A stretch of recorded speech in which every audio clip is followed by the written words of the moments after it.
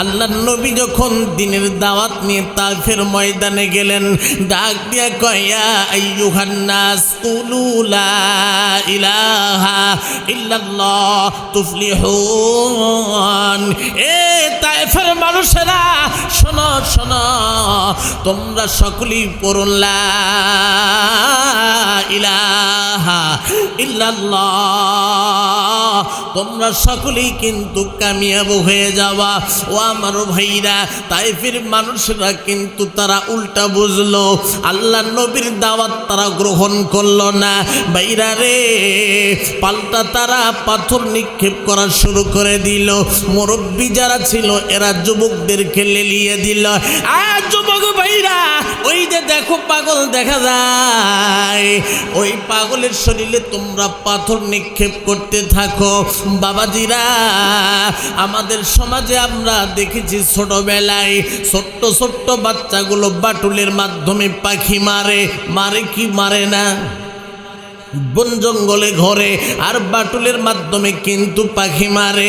ওই তায়েফের যুবকরা বাটুলের মাধ্যমে চোকা চোকা পাথরগুলো যখন মুহাম্মদ আরবি সাল্লাল্লাহু আলাইহি ওয়াসাল্লামের দিকে খেয়াল করে যখন মেরে দেয়, কাপড় মোবারক ভেদ করে যখন শরীরের ভিতরে ঢুকে যায় রে বাবা, আল্লাহর নবীর শরীর থেকে রক্তগুলো ঝরতে শুরু করে দেয়। যায়েদ বিন হারিসা রাদিয়াল্লাহু তাআলা আনহু চোখের পানি ছেড়ে দিয়ে কান্না করে আর ডাক দিয়া কয়, আমি যখন পাথরগুলো হুজুরের শরীর মোবারক থেকে খুলছিলাম, ওই সময় নবীর শরীর থেকে ঝরঝর করা রক্তগুলো বেয়ে বেয়ে পড়ছিল। ও আমার ভাইরা, একটু মনোযোগ দেন রে ভাই। যুবকেরা কিন্তু পাথর মারা বন্ধ করে না, বুড়াগুলাও মারে, যুবকরাও মারে।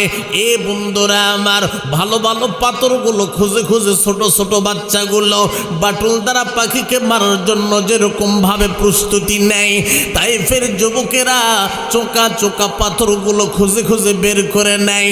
এই পাথর মারলে আঘাত হবে, এই জন্য চোকা চোকা পাথরগুলো নিয়ে যখন মুহাম্মদ আরবি সাল্লাল্লাহু আলাইহি ওয়াসাল্লামের দিকে নিক্ষেপ করে রে ভাই, আল্লাহর নবীর শরীর মোবারকের ভিতরে যখন ঢুকে যায়, আল্লাহর নবী কষ্ট অনুভব করার পর আওয়াজ দেয়, আহ বলে আওয়াজ দেয়, জ্ঞানটা চলে যায় রে বাবা।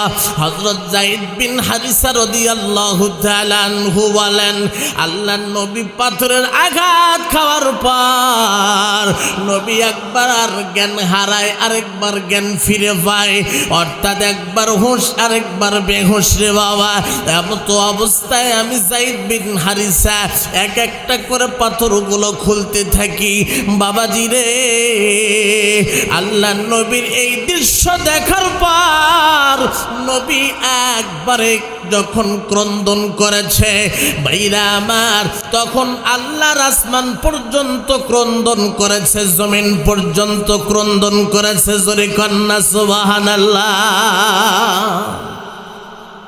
ভাইরা আমার, সব মানুষের জন্য কিন্তু সব মানুষ কান্না করে না, করে। সমাজের ভিতরে কিছু মানুষ মারা গেলে দেখবেন 2-4 জন মানুষ কান্না করে, আর বাদ বাকি সব মানুষগুলো হাসি মুখে থাকে। আবার কিছু মানুষ দেখবেন মারা গেলে পুরা গ্রামের মানুষগুলো কান্না করে, চোখের ভিতরে পানি টলমল করে। কারণ কি? বোঝা লাগবে রে ভাই, নিশ্চিত ওই মানুষটা ভালো ছিল, এই জন্য পুরা গ্রামের মানুষের চোখের ভিতরে পানি।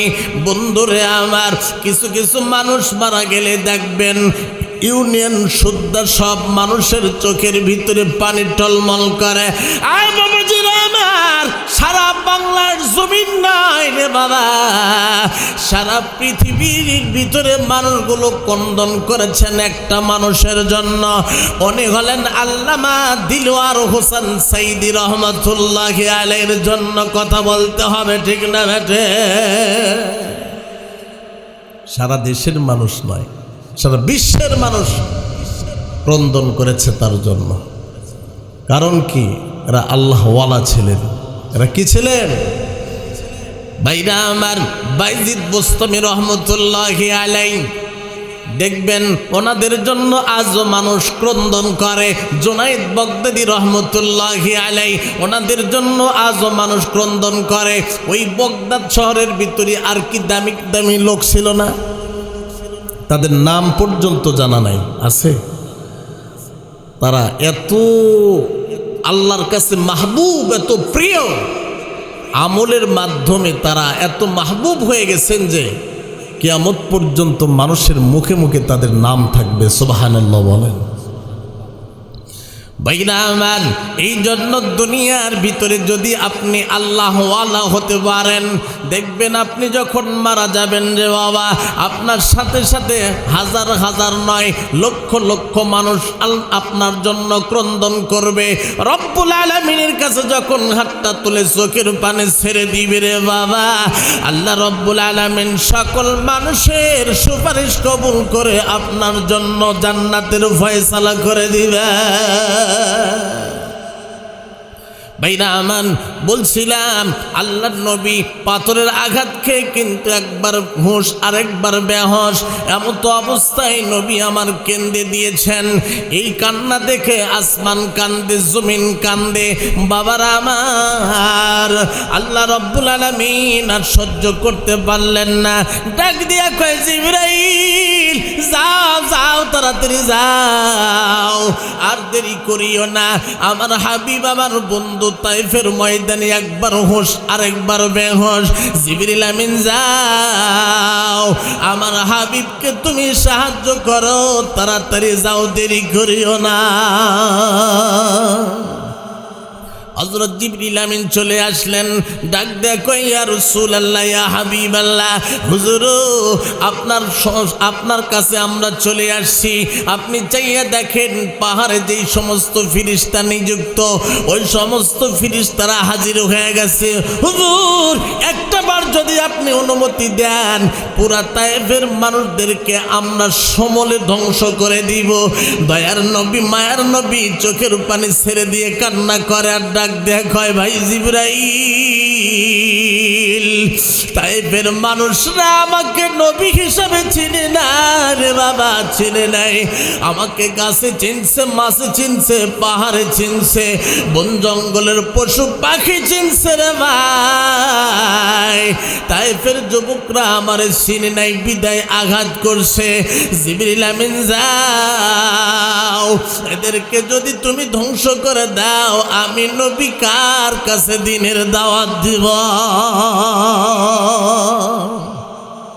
ভাইরা আমার, আল্লাহ পাক রব্বুল আলামিন বলেন, বিসমিল্লাহির রহমানির রহিম, ওয়ামা আরসালনাকা ইল্লা রাহমাতাল লিল আলামিন। আল্লাহু আকবার বলেন। ভাইরা আমার, আল্লাহ রব্বুল আলামিন হাবিবি কিবরিয়া মুহাম্মদুর রাসূলুল্লাহ সাল্লাল্লাহু আলাইহি ওয়াসাল্লামকে সারা পৃথিবীর জন্য রহমত স্বরূপ পাঠাইছেন। জোরে কন্না সুবহানাল্লাহ। আল্লাহর নবী ক্লান্ত হয়ে গেছে। যায়েদ বিন হারিসা হাতটা ধরে নিয়ে যায়। কিছু দূর যাওয়ার পর নবী আবার বসে যায় বালুর ভিতরে। কাফের বেঈমানের ভিতরে একজন সর্দার ছিল, তার অন্তরে রহমত শুরু হয়ে গেছে, দয়া শুরু হয়ে গেছে। এটা আমার আল্লাহ রব্বুল আলামিনের কুদরত রে ভাই। চৌইনায়াত কাদের কাইয়ুমে কার, চৌইনায়াত কাদের কাইয়ুমে কার, در کفے داود آہن مومکار মারহাবা কর। কাফের অন্তরের ভিতরে দয়া দিয়ে দিছে কে? কাফের লিডার ডাক দেয়া কয়, গোলাম যাও, ওই মানুষটা তো কোনো খারাপ কথা বলে নাই, কোনো অপরাধ তো করে নাই, কোনো মানুষকে তো গালিও দেয় নাই, শুধু একটা কথা বলছে, এই জন্য সব মানুষ তাকে পাথর নিক্ষেপ করছে। এরে গোলাম যাও যাও, এক গ্লাস ঠান্ডা পানি নিয়ে ওই লোকটার কাছে নিয়ে যাও, ঠান্ডা পানি পান করা দিয়ে আসো, তাড়াতাড়ি করে যাও, দেরি করিও না। ও আমার ভাইরা, এবার গোলাম ঠান্ডা ঠান্ডা গ্লাস পানি নিয়ে যখন নবী মুহাম্মদুর রাসূলুল্লাহ সাল্লাল্লাহু আলাইহি ওয়াসাল্লামের কাছে গেলেন, আল্লাহর নবী বুঝতেছেন এটাও তো কোনো ষড়যন্ত্র হতে পারে। ডাক দিয়ে কয়, বাবা আরিফ নাফসাকা, তোমার পরিচয় কি বলো? গোলাম ডাক দিয়ে কয়, হুজুর আমার পরিচয় হলো আমি একজন গোলাম। কয় বাসা কোথায়? কয় বাসা হলো ইনওয়ান শহরে। আল্লাহর নবী ডাক দিয়ে কয়, ইনওয়ান শহরে তো আমার ভাইয়ের বাসা। গোলাম ডাক দিয়া কয়, হুজুর ওই শহরে আপনার ভাইয়ের বাসা, বলেন তো দেখি আপনার ভাইয়ের নামটা কি একটু বলেন। আল্লাহর নবী মুহাম্মদুর রাসূলুল্লাহ সাল্লাল্লাহু আলাইহি ওয়াসাল্লাম ডাক দিয়া বলেন, আমার ভাইয়ের নাম হলো হযরত সালেহ আলাইহিস সালাম। জোরে কন্না সুবহানাল্লাহ। ভাইরা আমান, গোলাম আর দেরি করে নাই, হ্যাঁ ইনওয়ান শহরে সালেহ নবীর আগমন ঘটেছিল। হুজুর আপনার কথা শোনার পর আমার অন্তরে আর কোনো সন্দেহ নাই, নিশ্চিত আপনি আখিরি জামানার পয়গম্বর মুহাম্মদুর রাসূলুল্লাহ সাল্লাল্লাহু আলাইহি ওয়াসাল্লাম। হুজুর আর দেরি করতে চাই না, আমার মনে কি বলবে এটাও আমি দেখি না। হুজুর এখন আপনার হাতে হাত রেখে কালিমা পড়ে মুসলমান হতে চায়, আপনি পড়া দেন লা ইলাহা ইল্লাল্লাহু মুহাম্মাদুর রাসূলুল্লাহ। লা ইলাহা, জোরে শুনে লা ইলাহা, লা ইলাহা ইল্লাল্লাহ, লা ইলাহা মুহাম্মাদুর রাসূলুল্লাহ সাল্লাল্লাহু। ভাইরা আমার, গোলাম যখন মুসলমান হয়ে গেল, ও আমার ভাইরা, আল্লাহ নবী দ্বীনি দাওয়াত নিয়ে কিন্তু তায়েফের মানুষের জন্য গিয়েছিল। তায়েফের যুবকরা যখন পাথর দ্বারা আঘাত করেছে, আল্লাহ রাব্বুল আলামিনের কুদরত দেখেন, কত বড় কুদরত ভাইরা আমার। আল্লাহ নবী যখন ক্লান্ত হয়ে গেলেন, মনটা বড় খারাপ হয়ে গেল, গোলামের মাধ্যমে মুসলমান হওয়ার পর আল্লাহ নবীর সব ক্লান্তি দূর করে মনে প্রশান্তি দিয়েছে। ভাইরা আমার, যায়েদ বিন হারিসা রাদিয়াল্লাহু তাআলা আনহু ডাক দিয়া কয়, আমি আল্লাহর নবীর হাতটা ধরার পর আরো কিছু দূর সামনে এগিয়ে গেলাম। নবী মুহাম্মদুর রাসূলুল্লাহ সাল্লাল্লাহু আলাইহি ওয়াসাল্লাম ডাক দিয়া কয়, যায়েদ রে, এখানে আমি একটু নফল নামাজ আদায় করে নেই। হযরত যায়েদ বিন হারিসা কয়, হুজুর আপনার শরীর যদি ভালো হয় তাহলে আপনি পড়ে নেন। আল্লাহর নবী মরুভূমির ভিতরে বালুর ভিতরে নামাজের জন্য দাঁড়িয়ে গেলেন। সুন্দর সরে কুরআনুল কারীমের তেলাওয়াত যখন শুরু করে দিয়েছেন রে ভাই, আল্লাহর নবী তেলাওয়াত করছেন, বিসমিল্লাহির রহমানির রহিম, ইয়া আইয়ুহাল মুযাম্মিল কুমিল লাইলা ইল্লা কলিলা নিসফাহু আও ইনকুস মিনহু কলিলা আও জিদ আলাইহি ওয়া রাত্তিলিল কুরআনা তারতিলা। আল্লাহু আকবার বলেন। তেমনি কোরআন করলে বয়ান তৃপ্তি বাড়ে লোক সমাজের, তেমনি কোরআন করলে বয়ান তৃপ্তি বাড়ে লোক সমাজের, না করলেও বয়ান তাতে, না করলেও বয়ান তাতে কোনোই ক্ষতি নেই কোরআনের, না করলেও বয়ান তাতে কোনোই ক্ষতি নেই কোরআনের। জোরে কন্না মারহাবা। আল্লাহ নবী তেলাওয়াত করছেন, ইতিমধ্যে রে ভাই জিনের একদল ওই রাস্তা দিয়ে রওনা দিয়েছেন। হঠাৎ করে জিনদের কানে এত সুন্দর আওয়াজ, এই আওয়াজ কোথা থেকে আসে? জিনের সর্দার ডাক দিয়ে কয়, মধুর আওয়াজ আসতেছে, আর সামনে যাইও না, একটু অপেক্ষা করো, জীবনে এত সুন্দর আওয়াজ কোনোদিন শুনি নাই, আজকে আমাদের কান পর্যন্ত এত সুন্দর আওয়াজ আসছে। এই আওয়াজটা কোন জায়গা থেকে আসছে না জানা পর্যন্ত আমরা সামনে এক পা আগে বাড়াবো না। ও আমার ভাইরা, সর্দার এবার চতুর্দিকে লক্ষ্য করে দেখেন দেখেন রে ভাই, মরুভূমির ভিতরে বালুর ভিতরে একজন মানুষ দাঁড়িয়ে আছেন। ওই মানুষটা বুঝি তার জবান থেকে এমন সুন্দর আওয়াজ বের করছেন যে আওয়াজটা আমরা জিন জাতি কোনোদিন শুনে নাই। জোরে কন্যা আল্লাহু আকবার। আবাইরাম জিনের সর্দার ডাক দিয়া কয়, এটা এত সুন্দর আওয়াজ, এ আওয়াজ কিসের আওয়াজ? না শোনা পর্যন্ত সামনে যাব না। আল্লাহর নবী মুহাম্মদুর রাসূলুল্লাহ সাল্লাল্লাহু আলাইহি ওয়াসাল্লামের নামাজ যখন শেষ হয়ে যায়, জিনের সর্দার সামনে এসে হাজির হয়ে যায়। হুজুর, আপনি নামাজের ভিতরে দাঁড়িয়েছিলেন, এত সুন্দর আওয়াজ দিয়ে একটা আওয়াজ দিলেন। হুজুর, এত সুন্দর আওয়াজ তো আমরা কোনোদিন শুনি নাই। এই এত সুন্দর আওয়াজ, এটা কিসের আওয়াজ দিলেন? আল্লাহর নবী ডাক দিয়া কয়, বাবারা শোনো শোনো, এটা আমার কোনো বানানো আওয়াজ নয় রে বাবা, এটা আমার আল্লাহ রব্বুল আলামিনের কালাম কোরআন শরীফ। জোরে কন্না সুবহানাল্লাহ। জিন জাতি কি বলছে? আল্লাহ কোরআন শরীফের ভিতরে সূরা জিন নামে একটা সূরা নাজিল করেছেন।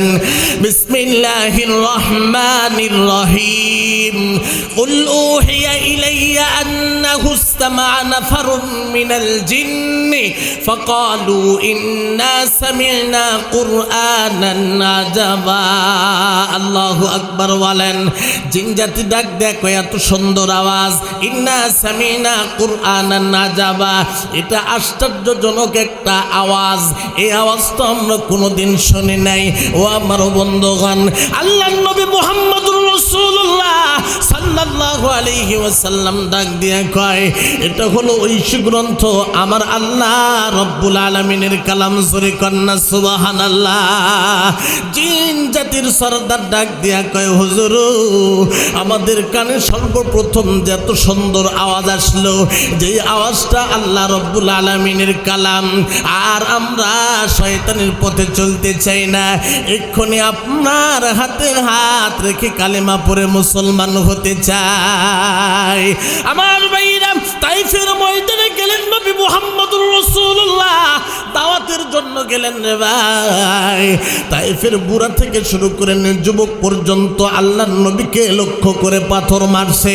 বাবাজিরা, কিছুক্ষণ পর গোলামের মাধ্যমে আল্লাহ রব্বুল আলামিন তার হাবিবকে একটু সান্ত্বনা দিয়ে দিলেন। আবার কিছুক্ষণ পর 100 জন জিন মুসলমান হওয়ার মাধ্যমে নবী মুহাম্মদুর রাসূলুল্লাহ সাল্লাল্লাহু আলাইহি ওয়াসাল্লামকে সান্ত্বনা দিয়ে দিলেন। জোরে কন্না সুবহানাল্লাহ। আবাইরা, আমার এই জন্য বলছিলাম রে বাবা, তাবলীগওয়ালারা দিনের মেহনত নিয়ে মানুষের দ্বারে দ্বারে যায়। আমরা উলামায়ে কেরাম দিনের কথাগুলো বলি, মানুষের কাছে পৌঁছায়া দিই। এই বন্ধুরা আমার, এই দিনটা প্রতিষ্ঠিত করার জন্য আল্লাহর নবী নিজের শরীর থেকে রক্তগুলো ঝরাইছেন, দন্দান মোবারক পর্যন্ত কিন্তু শহীদ করেছেন রে ভাই। আজকে আমাদের সামনে সব হাজির হয়ে আছে, এই জন্য আমরা মূল্য দিচ্ছি না রে ভাই। কিন্তু মনে রাখবেন, কবরে যখন চকলেট মোড়া হয়ে যাব রে বাবা, সেদিন কিন্তু ফেরেশতা আমার আপনাকে ছাড়বে না। যদি আপনি আমি নেক আমল নিয়ে কবরে যাইতে পারি, কবর সেদিন আমার আপনার জন্য জান্নাতের টুকরা হয়ে যাবে। আর যদি আমি আপনি নেক আমল নিয়ে না যাই, কবরে কিন্তু আমাকে আপনাকে বাটাম ফাটাবে। কথা বলতে হবে, ঠিক না বেঠে? আবাইরা, আমার হাদিস শরীফের ভিতরে আসছে রে ভাই, আল্লাহর নবীর একজন সাহাবী ইন্তেকাল করেছেন। ইন্তেকাল করার পর নবীর কাছে খবর চলে আসছে, হুজুর আপনার অমুক সাহাবী ইন্তেকাল করেছেন, আপনাকে নামাজে জানাজা পড়ান লাগবে। আল্লাহর নবী কয়েকজন সাহাবীদেরকে সাথে লইয়া রওনা দিয়েছেন। বাবারে, চলো তোমাদের অমুক ভাই মারা গেছে, ওনার নামাজে জানাজা আদায় করার পর দাফন করে আসি। আল্লাহর নবী কয়েকজন সাহাবাদেরকে নিয়ে রওনা দিয়েছেন। যাইতে যাইতে রাস্তার সাথে কবর খনন করা হচ্ছে। আল্লাহর নবী মুহাম্মদুর রাসূলুল্লাহ সাল্লাল্লাহু আলাইহি ওয়াসাল্লাম কবরটা দেখার পরেই রে ভাই ঠিক হাতের ভিতরে যে লাঠি মোবারক ছিল ওই লাঠির ভিতরে এইরকম ভাবে ভর করে কবরের দিকে একটাবার নজর দেয়। আমার বন্ধুগণ, কবরের দিকে নজর দেওয়ার পর আল্লাহর নবী কোনো কথা বলেন নাই, চুপচাপ লাঠি লইয়া কিছু দূর আসার পর নবী আবার লাঠির উপর ভর করে এইভাবে দাঁড়িয়ে আছে। ও আমার বন্ধুগণ, সাহাবায়ে কেরাম চতুর্দিকে বসে আছে রে ভাই। এমন তো অবস্থায় আল্লাহ নবী ডাক দিয়া কয়, শোনো এই কবর প্রত্যেকটা দিন কি কি বলে ডাক দেয় তা কি জানোনি? কয়, হুজুর আল্লাহ এবং আল্লাহর রাসূলই ভালো জানেন। হুজুরও বলেন তো দেখি কি কি বলে ডাক দেয়। আল্লাহ নবী ডাক দিয়া কয়, কবর ডাক দেয় আনা বাইতুল ওয়াহদা, আমি একাকিত্ব ঘর, আমার ভিতরে আসো। এ বন্ধুরে আমার, তুমি যখন সমাজে চলাফেরা করো তোমার বন্ধু বান্ধবের কিন্তু অভাব নাই, তোমার চলার সাথীর কিন্তু অভাব নাই। চা স্টলে বসলে তোমার বন্ধু বান্ধব থাকে, হাট বাজার গেলে তোমার বন্ধু বান্ধব থাকে, তুমি যেখানেই যাইবা সেখানেই কোনো না কোনো একজন সাথী থাকে। কিন্তু মনে রাখবা আমি কবর একাকিত্ব ঘর, তুমি যখন মৃত্যুবরণ করে আমার ভিতরে আসবা রে বাবা, তোমার সাথে কিন্তু কোনো সাথী আসবে না, তোমার সাথে কিন্তু কোনো বন্ধু আসবে না, তোমার সাথে কিন্তু তোমার বাবা আসবে না, তোমার সাথে কিন্তু তোমার বিবি আসবে না, তোমাকে একাই আমার ভিতরে আসতে হবে। মনে রাখো এই কবর আমার ভিতরকার খোরাক যদি তুমি নিয়ে আসতে পারো তাহলে আমি কবর তোমার সাথে ভালো আচরণ করব। আর যদি আমি কবরের খোরাক না নিয়ে আসতে পারো তাহলে আমি কবর এমনভাবে চাপ দিব এক পাজরের হার আরেক পাজরের ভিতরে ঢুকে যাবে। জোরে জোরে কন্যা নাউজুবিল্লাহ। আল্লাহর নবী সাহাবায়ে কিরামদেরকে যখন বলেন রে ভাই, আল্লাহর নবীর সাহাবীরা চোখের পানি ছেড়ে দিয়ে কন্দন করেন রে বাবা। আর কথাগুলো ভালো করে শুনছেন, ভালো করে শুনছেন। আল্লাহ নবী ডাক দিয়া কয়, কবর প্রত্যেকটা দিন ডাক দেয় আর বলে আনা বাইতুদ দুদ, আমি পোকামাকড়ের ঘর, আনা বাইতুত তুরাব, আমি মাটির ঘর। এইরকম বলে যখন ডাক দেয় ও আমার ভাইরা, এই জন্য বলছি রে ভাই, নেক আমল নিয়ে যখন কবরে যাইতে পারবো কবর আমার আপনার জন্য হলো জান্নাতের টুকরা হয়ে যাবে। আর যদি নেক আমল নিয়ে কবরে না যাইতে পারি কবর আমার আপনার জন্য জাহান্নামের গর্ত হয়ে যাবে। তাহলে এই যে দিনের যে মেহনত করেছেন এই সব কিছু আমাদের সামনে রেডি, এগুলো আমাদের করা লাগবে কি লাগবে না? আজকে আমরা বোঝার উপরেও করতে চাই না, কথা বলতে হবে, ঠিক না বে ঠিক? এই যে সামনে রমজান আসতেছে, কত মানুষ আছে দেখবেন বাড়ির ভিতরে কাজকর্ম কিচ্ছু নাই, খামাখা রোজা থাকে না, নিজ ইচ্ছাই রোজা না থেকে খানাপিনা করছে। মনে রাখবেন বহুগুলো ফায়দা, একটা ফায়দা বলি, যদি কেউ রোজা থাকে তাহলে ওই রোজার বদৌলতে আল্লাহ পাক রব্বুল আলামিন ওর দেহের ভিতরে যত জীবাণু থাকে সব জীবাণু দূর করে দেয়। প্রত্যেকটা জিনিসের জাকাত আছে, আছে না নাই? শরীরের জাকাত কি? রোজা। শরীরের জাকাত কি? রোজা। ভাইরা আমার, এই জন্য একটু সামনের দিকে চলি। আল্লাহর নবী কিন্তু দিন প্রতিষ্ঠার জন্য চেষ্টা করেছেন, মুজাহাদা করেছেন, দিনের মেহনত করেছেন। ও আমার ভাইরা, খাইছে কোনো সময় খায়নি, এই অবস্থায় কিন্তু দিনের মেহনত ছাড়েন নাই। ছাড়ছে? জোরে বলেন, ছাড়ছে? ছাড়েন নাই। আমার ভাইরা, আল্লাহর নবী মুহাম্মদুর রাসূলুল্লাহ সাল্লাল্লাহু আলাইহি ওয়াসাল্লাম রে ভাই, হঠাৎ একদিন রাত্রিবেলায় হযরত ফাতিমাতুজ জোহরা রাদিয়াল্লাহু তাআলা আনহার বাড়িতে চলে গেলেন। ডাক দিয়া কয়, মা রে, আমি তোমার বাবা তোমার ঘরে আসছি। আম্মা জান হযরত ফাতিমাতুজ জোহরা রাদিয়াল্লাহু তাআলা আনহা ডাক দিয়া বলে, ইয়া রাসূলুল্লাহ, ইয়া হাবিবাল্লাহ, আমি হাজির। হুজুর আমি আছি কিন্তু দরজা খুলতে পারছি না। হুজুর আমার শরীরে এমন কোনো পোশাক নাই যে এই পোশাক পরিধান করে আপনার সামনে হাজির হব, দরজা খুলবো। আল্লাহ নবী বুঝতে পেরেছেন আমার মেয়ে অত্যন্ত কষ্টের ভিতরে আছে, খানা পিনা তো নাই, শরীরের ভিতরে ভালো পোশাক পর্যন্ত নাই। আল্লাহ নবী চোখের পানি ছেড়ে দিয়ে কান্না করে আর ডাক দেখো মারে, আমার কাঁধের ভিতরে চাদর আছে রে মা, তোমাকে আমি চাদরটা দিয়ে দিচ্ছি, এই চাদরটা পরিধান করে আমার জন্য দরজা খুলে দাও। আমার ভাইরা, আল্লাহ নবী মুহাম্মদুর রাসূলুল্লাহ সাল্লাল্লাহু আলাইহি ওয়াসাল্লাম দিনের দাওয়াত নিয়ে গিয়েছেন মানুষের দ্বারে দ্বারে রে ভাই। একাধারে 5-7 দিন পর্যন্ত পেটের ভিতরে কোনো খাবার পর্যন্ত যায় নেই। খানা না খাওয়ার কারণে শরীরটা ক্লান্ত হয়ে গেছে, ক্ষুধার কারণে পেটের ভিতরে পাথর বাঁধছে, যাতে করে শরীরটা একটু ক্লান্ত যে হয়ে গেছে স্বস্তি ফিরে পায়। বাইরে রে পাথর বাঁধা অবস্থা মেয়ের ঘরে আসছে মনে বড় আশা লইয়া, আমার মেয়ের ঘরে গেলে হয়তো বা আমাকে শুকনা কিছু খাবার দিবে, আমি নবী সেই খাবারগুলো খাইয়া শরীরে একটু শক্তি সঞ্চার করতে চাই। ও আমার ভাইরা, কিন্তু মেয়ের ঘরে আসার পর দেখে মেয়ের করুণ অবস্থা। আল্লাহ নবী যখন কান্না শুরু করে দিছে, মেয়ে ডাক দেখায় হুজুর, ও হুজুর, আপনি যদি আমার ঘরে আসার পর ক্রন্দন করেন আমি মেয়ে তো সহ্য করতে পারি না। হযরত ফাতিমাতুজ জোহরা রাদিয়াল্লাহু তাআলা আনহা কান্না করছেন, আল্লাহর নবী ক্রন্দন করছেন রে বাবা। ইতিমধ্যে নানার আওয়াজ পাওয়ার পর দুইজন নাতি হাসান হুসাইন দৌড়ে এসে ডাক দিয়ে কয়, নানা রে, আজ থেকে 3 দিন হয়ে গেল আপনার মেয়ে আমাদেরকে খাবার দেয় নাই। আলালা, আপনার কাছে আমার মার জন্য বিচার দিলাম রে নানা, আপনি আপনার মেয়ের বিচার করে দেন।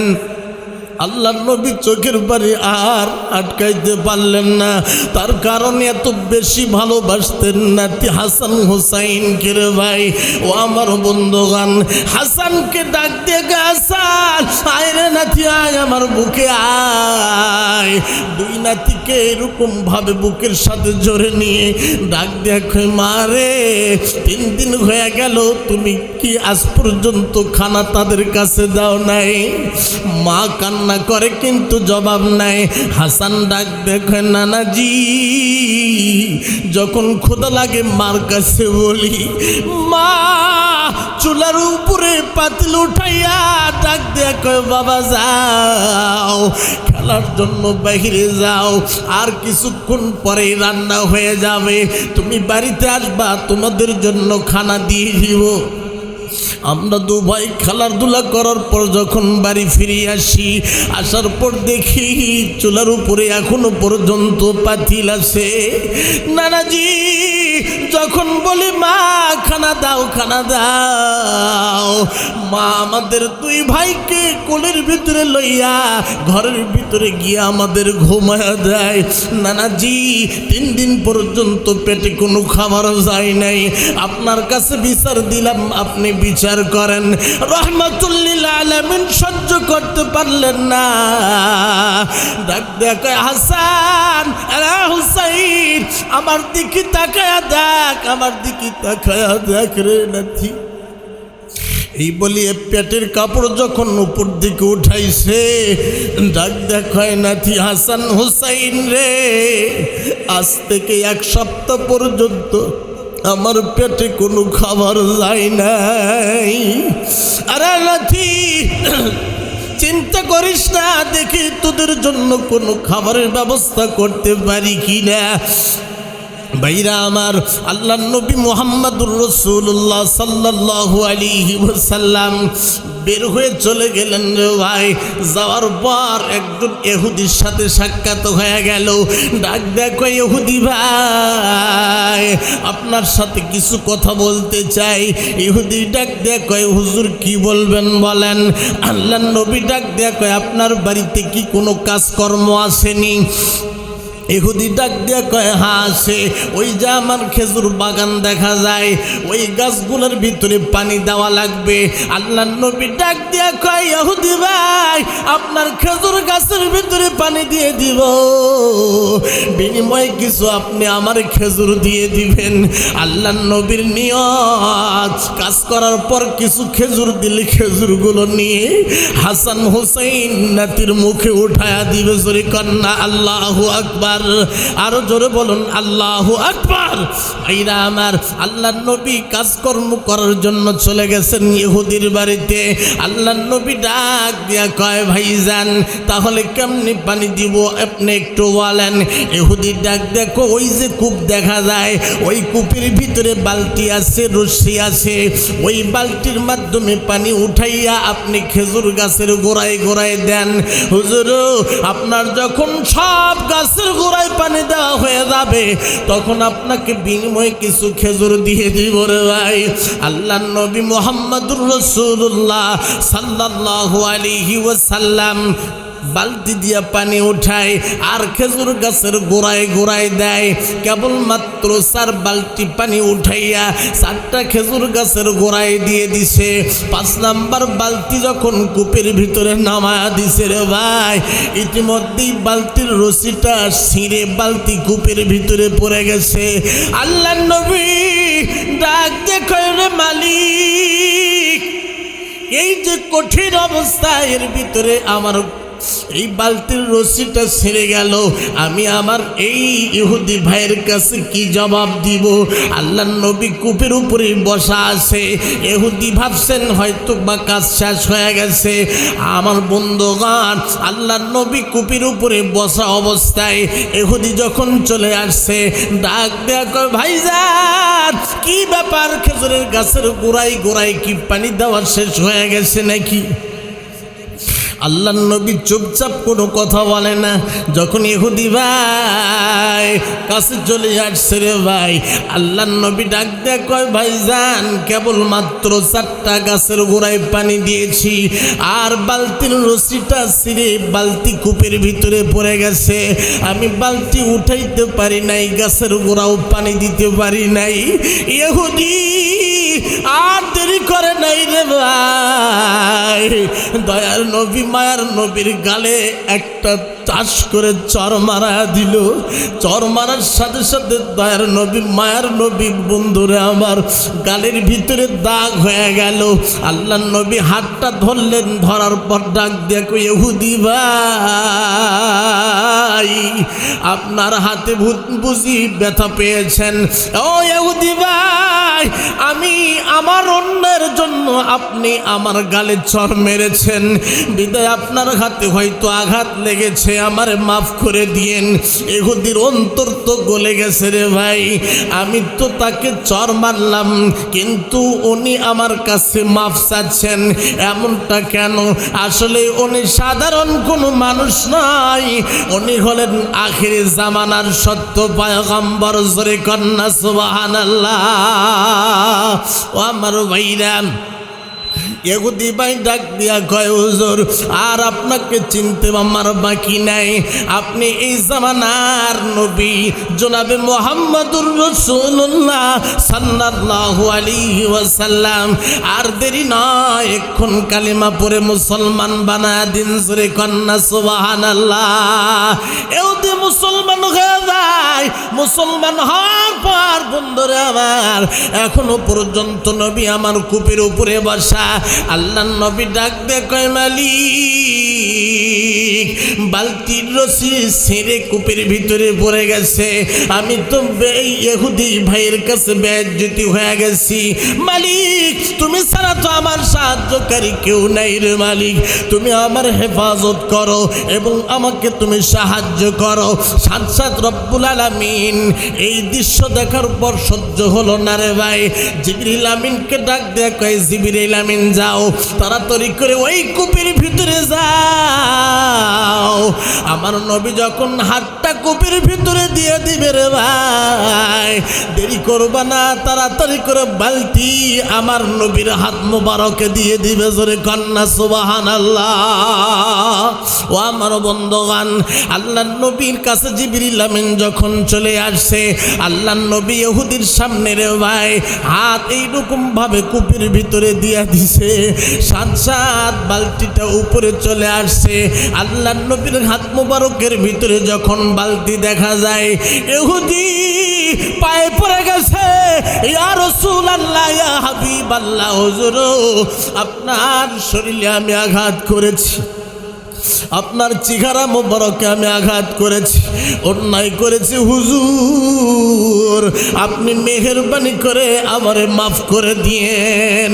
আমার আল্লাহ রব্বুল আলামিন সাত জিবরিলের মাধ্যমে আয়াতে কারিমা নাজিল করলেন, ওয়া ইন্নাকা লাআলা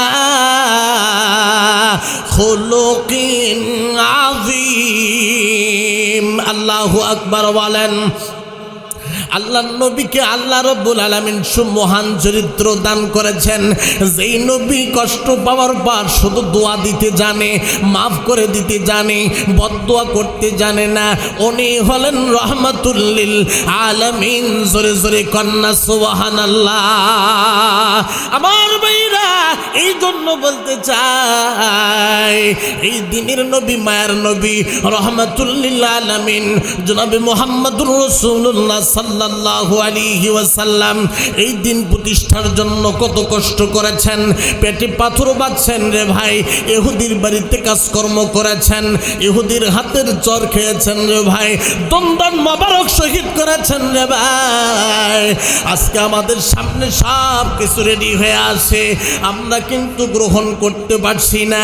মনে রাখবেন, তয়ার ভাত যদি খাইতে না পারে কিসমত খারাপ হয়ে গেছে। ও আমার ভাইরা, ওই কিসমত নিয়ে কিন্তু কবরে গেলে কবরে শান্তি পাওয়া যাবে না। ঠিক না ব্যাঠি? কষ্ট হচ্ছে, বেজার হচ্ছেন আপনারা ভাইরা আমার। সুন্দর একটা হাদিস শোনাই। আল্লাহর নবী বসে আছেন সাহাবায়ে কেরামদের কিনে। আল্লাহর নবী ডাক দিয়ে কয়, হে আমার সাহাবায়ে কেরাম, তোমাদের ভিতরে কে আছো রে বাবা, যে আমার কথা শুনবা এবং আমল করবা এবং এই কথাগুলো অন্যদের সামনে তুমি পৌঁছায়া দিবে? এমন কি আছে? সমস্ত সাহাবায়ে কেরাম চুপচাপ। হঠাৎ করে দেখা যায় একজন সাহাবী, উনি দাঁড়িয়ে গিয়েছেন। লাব্বাইকা ইয়া রাসূলুল্লাহ, হুজুর আমি হাজির আছি, সুবহানাল্লাহ কোন। সেই সাহাবীর নাম কি? হযরতে আবু হুরায়রা রাদিয়াল্লাহু তাআলা আনহু। জোরে কন্যা সুবহানাল্লাহ। হাদিস জগতের সম্রাট বলা হয় হযরতে আবু হুরায়রা রাদিয়াল্লাহু তাআলা আনহুকে। ও আমার ভাইরা, আল্লাহর নবীর সবচাইতে বেশি হাদিস বর্ণনা করেছেন যেই সাহাবী, ওই সাহাবীর নাম হলো হযরত আবু হুরায়রা রাদিয়াল্লাহু তাআলা আনহু। কেউ তাকে জিজ্ঞাসা করলো, বন্ধুরে, হে আবু হুরায়রা, তুমি বলো এত বেশি হাদিস তুমি বর্ণনা কিভাবে করলা?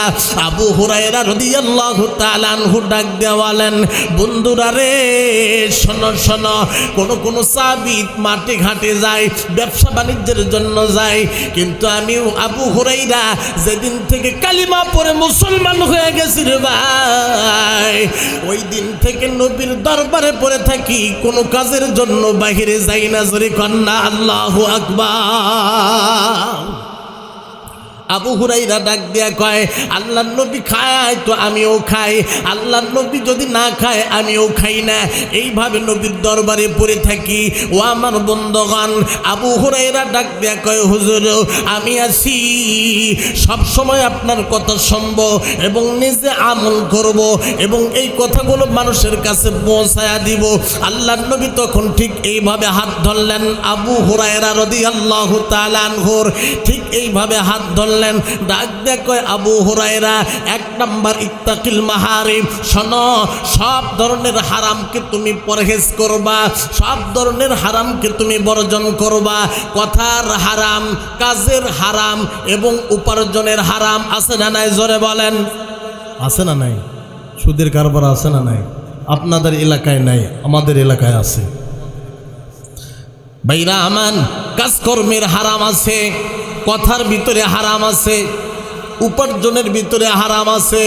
আল্লাহর নবী আবু হুরায়রা রাদিয়াল্লাহু তাআলা আনহুকে হাত ধরে ডাক দিয়ে বলেন, আবু হুরায়রা শোনো, আমি এই কথা বলছি, তুমি শুনবা, নিজে আমল করবা, এরপরে অন্যদের কাছে পৌঁছায়া দিবে।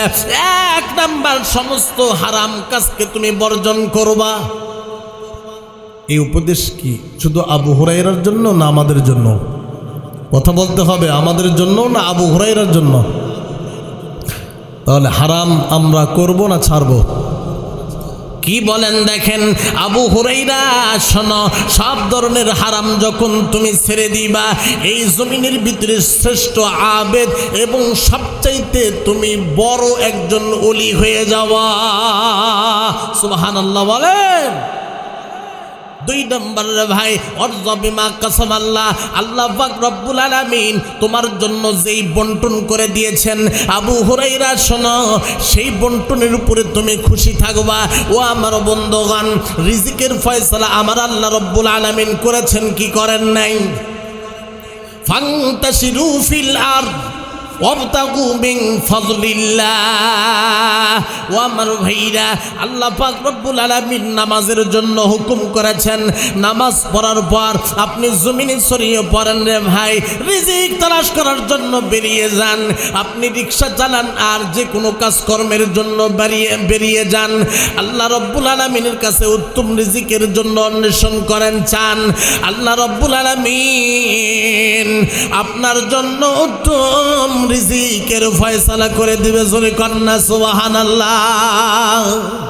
ভাইরা আমার, মনে করা লাগবে, আল্লাহ পাক রব্বুল আলামিন যদি আপনার কিসমতে ধনী লেখে থাকে, তাহলে অবশ্যই আপনি ধনী হবেন, অবশ্যই আপনি ধনী হবেন। কথা কিন্তু খুব দামি, একটু গুরুত্ব সহকারে শোনা চাই। আল্লাহ পাক যদি আপনার কিসমতে ধনী লেখে থাকে, অবশ্যই আপনি ধনী হবেন, হালাল পন্থায় হবেন। কিন্তু আপনি তাড়াতাড়ি করে ধনী হওয়ার জন্য সুদে কারবারি করেছেন, হারাম পন্থায় টাকা উপার্জন করে আগেই ধনী হয়ে গেছেন। মনে রাখবেন, এই ধনী কিন্তু চিরস্থায়ী হবে না, স্থায়ী হবে না, অতি সত্বর আপনি ধ্বংস হয়ে যাবেন। আর হালাল পন্থায় আল্লাহ পাক আপনাকে ধনী যদি বানায়, এটার কিন্তু স্থায়ী আছে। এই ধনীর ভিতরে সম্মান আছে, এই ধনীর ভিতরে আল্লাহর রহমত বরকত আছে। জোরে কন্যা সুবহানাল্লাহ। এ বন্ধুরা আমার, হারাম কামাই করে যখন আপনি ধনী হয়ে যাবেন, ছেলের ভিতরে বড় বড় রোগ হবে, বইয়ের ভিতরে বড় বড় রোগ হবে, আপনার টেনশন থাকবে, পেরেশানির ভিতরে আপনার সময় কাটবে। ভাইরা আমার, মুসলমান ভাইরা রে, আল্লাহ রব্বুল আলামিন এত সুন্দর সুন্দর নাজ নিয়ামত দান করেছেন। ওই নাজ নিয়ামতগুলো কিন্তু উঠায় নিবে, ট্যাবলেট খাওয়ার পর কিন্তু চোখে ঘুম আসবে না। আর আল্লাহ পাক যেটা আমার আপনার জন্য বন্টন করে দিয়েছেন, হয়তো 3 বছর পরে আপনি ধনী হয়ে গেছেন, কিন্তু আস্তে আস্তে হয়েছেন। যেই ধনীটা 1 বছরে হইতেন, ওই ধনীটা আল্লাহ পাক রব্বুল আলামিন আস্তে আস্তে আপনাকে বানায় দিয়েছেন। কিন্তু ওই ধনাট্যর ভিতরে আল্লাহ পাকের রহমত আছে, ওই ধনাট্যর ভিতরে আল্লাহ পাকের বরকত আছে। জোরে কন্যা সুবহানাল্লাহ। ভাইরা আমার, মনে রাখবেন, অনেক মানুষ হয়তো নিয়ত করেছেন, আমার 3টা ছেলে বাইরে আছে, ওখানে পাঠাইছি কোটিপতি হওয়ার জন্য। মনে রাখবেন, কিসমতে যদি আপনার কোটিপতি লেখা না থাকে, আপনি 1000 ছেলেকে যদি বাইরে পাঠান, কোনো দিন আপনি কোটিপতি হতে পারবেন? কথা বলতে হবে, পারবেন? কারণ কি? কারণ হলো আল্লাহ পাক যেটা আমার আপনার কিসমতে লিখে রাখছেন সেটাই হবে। আমি আপনি যেটা করব সেটা হবে না। তাহলে তো সব মানুষ ধনী হয়ে যাইতো। কথা বলতে হবে, ঠিক না বে ঠিক? কেউ কি ফকির থাকবার চায় নাকি? সবাই ধনী হবার চায়, কিন্তু পারে না। কারণ কি? কিসমতে নাই। যদি কিসমতে থাকে, দেশের থেকে দেখেন গুড়ার ব্যবসা করছে, কয়দিন কি কি করছে, হঠাৎ করে দেখেন 5-7 তলা বিল্ডিং করে ফেলে দিচ্ছে। মানুষ অবাক, সর্বনাশ করলো কিরে আর হলো কিরে। কিসমতে দিয়েছেন আল্লাহ। এই জন্য যেটা আমার আপনার কিসমতে দিয়েছেন, এর উপরেই সন্তুষ্টি থাকা লাগবে। আপনার যদি কোনো সম্পদ নাই, কোনো কিচ্ছু নাই, আপনি দিন আনেন দিন খান, এর উপরে সন্তুষ্টি থাকা লাগবে, তাহলে আপনি সবচাইতে বড় আল্লাহ ওয়ালা হয়ে যাবেন। সুবহানাল্লাহ। ভাইরা আমার, একটু খেয়াল করে শুনিন, আল্লাহর নবী হযরত আবু হুরায়রা রাদিয়াল্লাহু তাআলা আনহুকে হাত ধরে ধরে নসিহত করছেন। আল্লাহর নবী ডাক দিয়া কয়, আবু হুরায়রা, আমার কথাগুলো শুনবা এবং নিজে আমল করবা এবং এই কথাগুলো মানুষের কাছে পৌঁছায়া দিবা। আবু হুরায়রা রে, 1 নম্বর হলো সমস্ত হারাম কাজকে কি করতে হবে? বর্জন করা লাগবে। 2 নম্বর হলো যেটা আল্লাহ রাব্বুল আলামিন তোমার কিসমতে বরাদ্দ করেছেন তার উপরে সন্তুষ্টি থাকা লাগবে। 3 নম্বর হলো তুমি যা নিজের জন্য পছন্দ করো এটা অন্যের জন্য পছন্দ করা লাগবে। আমার বাবাজিরা, খেয়াল করা লাগবে রে ভাই, আমি আমার নিজের জন্য খুব দামি দামি পোশাক পছন্দ করি, কিন্তু মানুষের জন্য জাকাত যখন দিবার যায়, জাকাতের লুঙ্গি বের হইছে, জাকাতের শাড়ি বের হইছে, কথা বলতে হবে, ঠিক না বে ঠিক? বাড়ায়নি এর জাকাতের লুঙ্গি আছে নাকি রে? হ্যাঁ, লেখা জাকাতের লুঙ্গি, অমুক দোকানে জাকাতের লুঙ্গি শাড়ি পাওয়া যায়। আমার ভাইরা, আমার জন্য যেমন পোশাক পরিধান করব বা যেমনটা পছন্দ করব, যে কোনো জিনিসই হোক না কেন, অন্যের জন্য সেই রকম জিনিস পছন্দ করা লাগবে। মা বোনদের কাছে বলে যায়, মা বোনদের কাছে কিছু সমস্যা আছে, যদি তরকারি রান্না করে দেখবেন আম্বল না হওয়া পর্যন্ত মানুষ কি দিবার চায় না, ঠিক না ভাই ঠিক? নিজে খাবার পারে না, কিন্তু টক হয়ে গেছে, লাল পা হয়ে গেছে, তখন আরেকজনকে কয়, বু তুই খাবো নাকি? কিন্তু ভালো থাকা পর্যন্ত আর দেয় না। কিন্তু মনে রাখবেন, আল্লাহর নবী কত সুন্দরভাবে হযরত আবু হুরায়রা রাদিয়াল্লাহু তাআলা আনহুকে হাত ধরে এই নসিহতটা করেছেন। আবু হুরায়রা রে, শোনো শোনো, আবু হুরায়রা, তুমি যা নিজের জন্য পছন্দ করবা এটা অন্যের জন্য পছন্দ করা লাগবে। আমার ভাইরা, আমি যদি আমার জন্য যেই রকম ধরনের পোশাক পরিধান করি, আমি যদি আরেকজনকে ওই রকম দান করি, তাহলে আমি যেই রকম পোশাক পরিধান করি পছন্দ করি, ঠিক ওই রকম পোশাক আরেকজনকে দেওয়া লাগবে। ও আমার বন্ধুগণ, এইরকম ওয়াজ শুনে কিন্তু আবার ভুল করা যাবে না। একজন হুজুর বয়ান করেছেন, নিজের জন্য যা পছন্দ করো অন্যের জন্য তা করা লাগবে, বইয়ের জন্য তা করা লাগবে।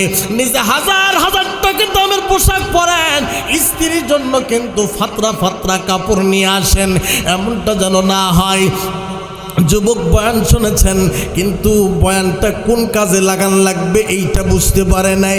বাজারে গেছে, 2টা লুঙ্গি কিনছে। এখন বন্ধু ডাক দেখায়, কিরে দোস্ত, অনেকদিন পর তোর সাথে সাক্ষাৎ হয়ে গেল, দেখি তোর বাজারের কেমন, তুমি কেমন বাজার করছো। এবার ব্যাগটা দেখে 2টা লুঙ্গি, ডাক দেখায়, দোস্ত রে, 2টা লুঙ্গি দেখছি, কারণ কি, কার কার জন্য নিয়েছস বল।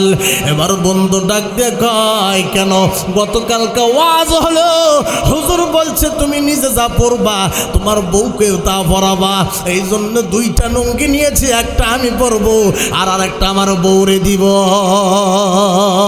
এমন ওয়াজ শোনা যাবে? এ কথা বলেন না কেন যাবে?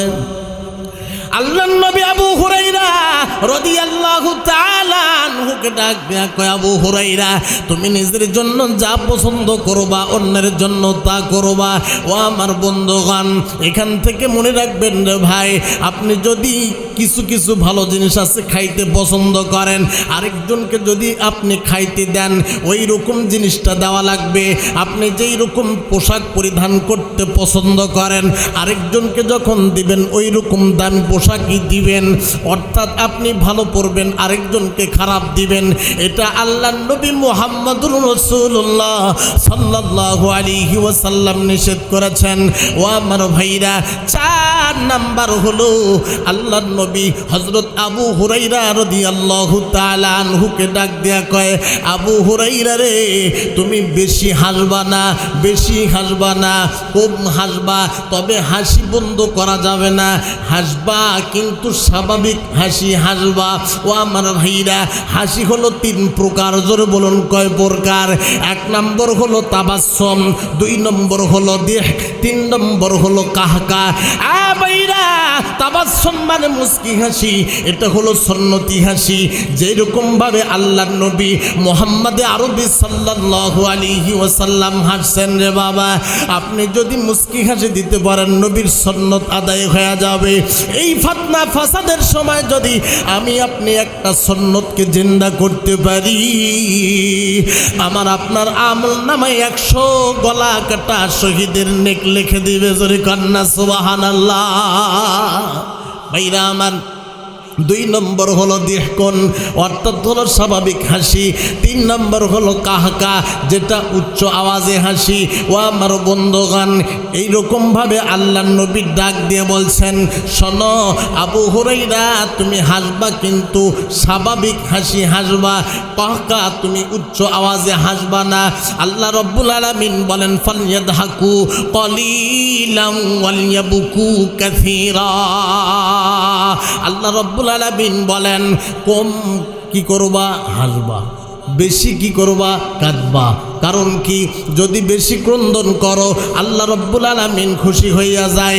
দিল জপুর গোফ তানবা মিরাদ দারওয়াদন, বেশি হাসি হাসার দ্বারা অন্তর মরে যায়। ওই অন্তরে আর ভালো কিছু ভাল লাগে না, কোরআনের কথা ভালো লাগে না, মসজিদ মাদ্রাসা ভালো লাগে না, সমাজের ভালো কিছু ভালো লাগে না, অন্তরটা মরে গেছে। হাসি হাসার দ্বারা এমন অবস্থা হয়ে গেছে নামাজ আর পড়তে ভালো লাগে না। আর যুবক ভাইরা, এই যে সামনে রমজান মাস আসতেছে, মনে রাখবা এই একটা মাসেই তুমি আল্লাহর কাছে জান্নাত নিতে পারবা। এই একটা মাসের ভিতরে কিসমতটা ঘোরায়া নিতে পারবা।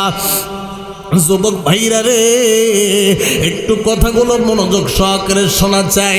শাবান মাস গুনতেছি, সর্ব ধরনের সব কিছু থেকে ফারিগ হইয়া রমজানের জন্য প্রস্তুতি গ্রহণ করি। আমি ওই সমস্ত মানুষের সাথে সম্পর্ক করব যাদের চেহারা দেখলে আল্লাহ আল্লাহ রসুলের কথা স্মরণ হয়ে যায়। যারা নামাজি এদের সাথে সম্পর্ক করব, যারা ভালো কাজের সাথে জড়িত এদের সাথে সম্পর্ক তৈরি করব। এ বন্ধুরে আমার, আপনি দেখবেন ভালো মানুষের সাথে চলতে চলতে বেনামাজিও একদিন নামাজিওয়ালা হয়ে যাবে। এই জন্য কবি বলছেন, মাইলে মুমিন সুয়ে মুমিন মিশাওয়ান, মাইলে মুমিন সুয়ে মুমিন মিশাওয়ান, মাইলে কাফের সুয়ে কাফের মিশাওয়ান। ও আমার ভাইরা, আপনার সন্তান যদি একজন গাঞ্জাখোরের সাথে চলাফেরা করে, ওই রকম বন্ধু যদি বানায়, আস্তে আস্তে ভালো সন্তান কিন্তু গাঞ্জাখোর হয়ে যাবে। আপনার ভালো সন্তান যদি একজন সিগারেট খোরের সাথে চলাফেরা করে, আস্তে আস্তে আপনার সন্তান কিন্তু বিড়ি সিগারেট খাইতে শিখবে রে ভাই। কবি বলছেন, আপনি যদি একজন ভালো মানুষের সাথে বন্ধুত্ব সম্পর্ক তৈরি করো, নামাজিওয়ালা মানুষের সাথে চলাফেরা করো, তবলিগওয়ালা ভাইদের সাথে সম্পর্ক গড়াও, আস্তে আস্তে এই কালচারগুলো তোমার ভিতরে ঢুকে যাবে। তুমিও একদিন মসজিদমুখী হয়ে যাবে, তুমিও একদিন নামাজিওয়ালা হয়ে যাবে, তুমিও আস্তে আস্তে রোজা রাখতে শিখবে। রমজান মাস পুরা পার হয়ে যাবে রে ভাই, একটা রোজাও তোমার থেকে ছুটে যাবে না। এই জন্য কবি বলছেন, ইয়ারে বদবাদ তরবুয়াদ আজমার বদ, হকে যাতে পাকে আল্লাহু সামাদ, ইয়ারে বদআ রতুরা সুয়ে জাহিম, ইয়ারে নেকু গিরতায়া বিনাইম। এ যুবক ভাইরা রে, এমন বন্ধু তুমি তৈরি করো যেই বন্ধু তোমাকে জান্নাতের দিকে নিয়ে যায়। এমন বন্ধু তুমি তৈরি করিও না যেই বন্ধু তোমাকে জাহান্নামের দিকে নিয়ে যায়। এই সমাজের ভিতরে বহু যুবক ভাইরা আছে রে ভাই, যারা লেখাপড়া করে, সব কিছু করে, আবার নামাজের সময় নামাজ আদায় করে। এমন যুবক আছে না নাই? বলতে হবে, আছে না নাই? বহু মানুষ মুরব্বী আছে, আজান দিলেই মসজিদে যায়, নামাজ আদায় করে, ফজরের পর কোরআন তেলাওয়াত করে। আবার বহু মুরব্বী আছে, ফজরের আজানের পরও বিছনার থেকেই ওঠে না। আছে না নাই? যারা ভালো মানুষ এদের সাথে বসবেন, এদের সাথে সময় দিবেন, দেখবেন কিছু জ্ঞানও পাবেন, এই জ্ঞানের মাধ্যমে আস্তে আস্তে এদের সহবতে আপনিও একদিন নামাজি ওয়ালা হয়ে যাবেন। আস্তে আস্তে আপনি কোনো দিন রোজা রাখেন নাই, যিনি রোজা রাখেন ওনার সাথে আপনি চলাফেরা করেন, দেখবেন আস্তে আস্তে আপনিও রোজা রাখতে শিখবেন ইনশাআল্লাহ। বহু মানুষ আছে রোজার সময় রোজা থাকে না, ইফতারি কিন্তু ঠিকই করে। বলেন তো দেখি, যারা রোজা থাকে না এদের ইফতারির ভিতরে মজা আছে? যারা রোজাদার এদের জন্যই তো প্রকৃত ইফতারের সময় মজা, ঠিক না ভাই? ঠিক। ইফতারের সামনে নিয়ে আসে, হুকুম হয়নি, সব কিছু রেডি, তারপরেও খায় না। সুবহানাল্লাহ, সুবহানাল্লাহ। কত বড় পরীক্ষা! সব কিছু রেডি, আপনার ইচ্ছা মতন আপনি যখন চাইলেন তখন খাইলেন। আরেক ভাইয়েরও তো সব স্বাধীনতা আছে, চাইলেও তো সে খাইতে পারে, কেউ তাকে বাধা দিত না, কিন্তু তিনি খায়নি। কার ভয়ে? আল্লাহর ভয়ে। আল্লাহর ভয়ে খায়নি, তো বিদায় আল্লাহ পাক রব্বুল আলামিন খুশি হইয়া তার জীবনের গুনাহ মাফ করে দেবে। বন্ধুরা আমার, এই জন্য যে সামনে রমজান আসতেছে, আমরা এখন থেকে প্রস্তুতি গ্রহণ করব যে একটা রোজাও যেন আমার থেকে এবার ছুটে না যায়। আপনি একটু নিয়ত করেন, যারা এই সমাজের ভিতরে ভালো মানুষ, যারা দিনের সাথে জড়িত, এদের সাথে আপনি সম্পর্ক লাগান, সম্পর্ক তৈরি করুন। এদের সহবতে আপনিও একদিন দেখবেন আল্লাহওয়ালা হয়ে যাবেন, দিনদার হয়ে যাবেন, ইমানদার হয়ে যাবেন, মুত্তাকি হয়ে যাবেন। আর মুমিন হয়ে যখন কবরে যাইবেন, কবর তো আপনার জন্য জান্নাতের টুকরা হয়ে যাবে। সুবহানাল্লাহ। ভাইরা আমার, এই জন্য বলছিলাম আল্লাহর নবী মুহাম্মদুর রাসূলুল্লাহ সাল্লাল্লাহু আলাইহি ওয়াসাল্লাম এই দিনের যতগুলো বিধিবিধান আছে এইগুলো প্রতিষ্ঠার জন্য কিন্তু কত মেহনত করেছেন, কত কষ্ট করেছেন রে বাবা। এই রোজা একটা বিধান, এটা একটা রুকন, এই রুকনটা প্রতিষ্ঠার জন্য কত কষ্ট করেছেন, কিন্তু আমরা খেলাই নষ্ট করে দিচ্ছি রে বাবা। মনে রাখবেন, এই একটা মাস যদি কেউ মেহনত করতে পারে, চেষ্টা করতে পারে, এই একটা মাসের ভিতরেই আল্লাহ পাক রব্বুল আলামিনের জান্নাত কিসমতে নিতে পারবে, দেরি লাগবে না। শুধু তওবার মতো তওবা করবেন, আল্লাহ পাক জীবনের সব গুনাহগুলো মাফ করে দেবে। কয়দিন গিয়েছি আল্লাহ রাব্বুল আলামিনের দরবারে ক্রন্দন করার জন্য? না যাই না, একদিন গিয়েছি তো ক্লান্ত হয়ে গেছি, না আর যাওয়া যাবে না, না আর যাওয়া যাবে না। ও আমার বন্ধুগণ, এই জন্য আল্লাহর একজন বান্দা হুজুরের কাছ থেকে শুনেছে, বারবার রব্বুল আলামিনের কাছে চাইবা, আল্লাহ পাক রব্বুল আলামিন তোমাকে কিন্তু মাফ করে জান্নাতের ফয়সালা করে দিবে। ও আমার ভাইরা, আল্লাহর বান্দা তাহাজ্জুদের মুহূর্তে মুসল্লায় দাঁড়িয়ে রব্বুল আলামিনের কাছে চোখের পানি ছেড়ে দিয়ে কান্না করে আর ডাক দিয়ে কয়, আল্লাহ জীবনে বহু অন্যায় করেছি রে আল্লাহ, মালিক আমার জীবনের যত গুনাহ আছে আমি জানি পাহাড় সম পরিমাণ হয়ে গেছে, আসমান সম পরিমাণ হয়ে গেছে, সমুদ্রের ফেনার সম পরিমাণ হয়ে গেছে, কিন্তু আমি এটাও জানি তোমার রহমতের চাইতে কিন্তু বড় নয়। মালিক রে, তোমার রহমতের দরজায় হাত বাড়িয়েছি, তুমি আমার জীবনের সব গুনাহগুলো মাফ করিয়া দাও। উপর থেকে আওয়াজ আসে, যারে বান্দা যা, তোর দোয়া কবুল হবে না, যারে বান্দা যা, তোর দোয়া কবুল হবে না। বান্দা কিন্তু ফিরে আসছেন। আবার পরের দিন তাহাজ্জুদের মুহূর্তে মুসল্লায় দাঁড়িয়ে আল্লাহ রব্বুল আলামিনের দরবারে হাত তুলে কান্না করে আর ডাক দেয়া কয়, মালিক রে, আমি তো তোমার রহমতের মুহতাজ হইয়া আছি, মালিক আমার গুনাহ তো তোমার রহমতের চাইতে বড় না। এরা মালিক, তোমার রহমতের মুহতাজ হইয়া তোমার কাছে গুনাহগুলো ক্ষমা চাই, তুমি মেহেরবানি করে গুনাহগুলো মাফ করিয়া দাও। আবার উপর থেকে আওয়াজ আসে, যারে বান্দা যা, তোর গুনাহ মাফ হবে না। এরকম করতে করতে 3 দিন পার হইয়া যায়। আবার যখন চতুর্থ দিন তাহাজ্জুদের মুহূর্তে মুসল্লায় দাঁড়াইতে যায়, বিবি ডাক দিয়ে কয়, স্বামী আমার, একে একে 3 দিন পর্যন্ত তুমি রব্বুল আলামিনের দরবারে ক্রন্দন করলা, যাও উপর থেকে আওয়াজ আসলো, যা তোর গুনাহ মাফ হবে না, তোর গুনাহ মাফ হবে না। স্বামী আমার, বুঝি আল্লাহ রব্বুল আলামিন তোমার উপরে নারাজ হয়ে গেছে, আর আল্লাহ পাক রব্বুল আলামিনের দরবারে হাত পাতাও কোনো লাভ হবে না। স্বামী ডাক দেয় কয়, বিবি রে, তিনি তো আমার মালিক, আমি তো তার গোলাম, গোলামের কর্তব্য মালিকের কাছে চাওয়া। এ বিবি, সাক্ষী থাক, তোকে সাক্ষী রাখা বললাম, আমার মৃত্যু পর্যন্ত আমি আমার মালিকের কাছে চাইতেই থাকবো।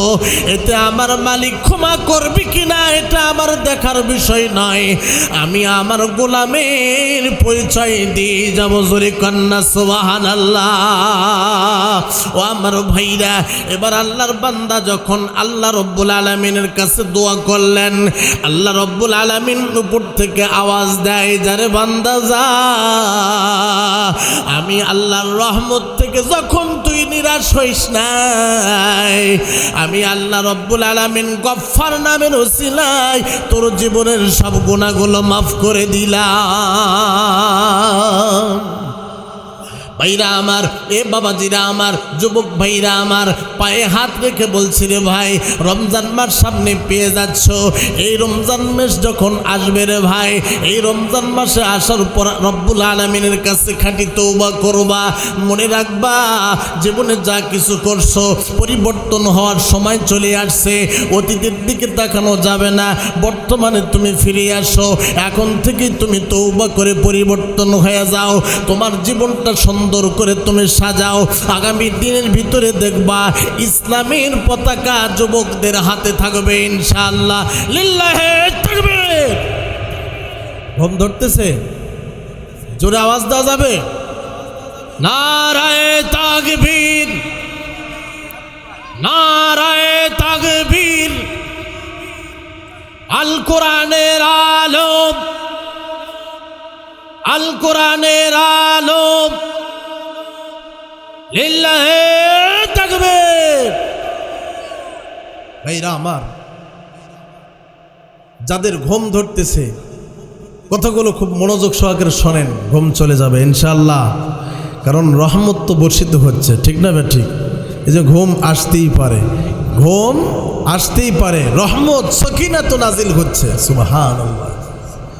কিন্তু মনে রাখবেন, এই যে রমজান মাস, এই রমজান মাস পাওয়ার পরে যদি কেউ তার নিজের জীবনের গুনাহকে মাফ করে নিতে পারে না, তার চাইতে এই জমিনে দুর্ভাগা, কপাল পোড়া, হতভাগা আর কেউ থাকে না,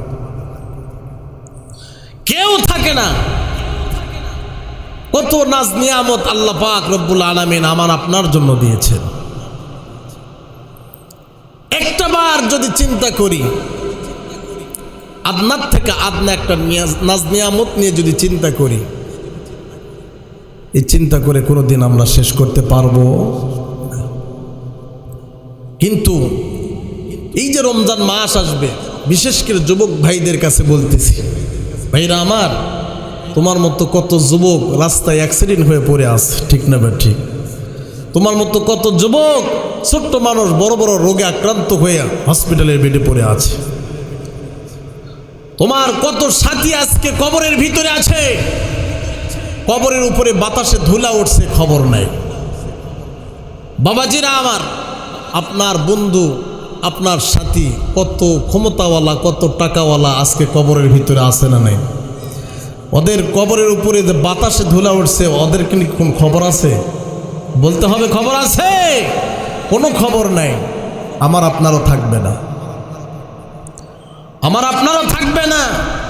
এই যে রমজান মাস আসতেছে, এই রমজানে খাঁটি দিলে তৌবা করে আমরা আমাদের জীবনকে, সামনের জীবনকে সুন্দর করে গড়ে তুলব ইনশাআল্লাহ।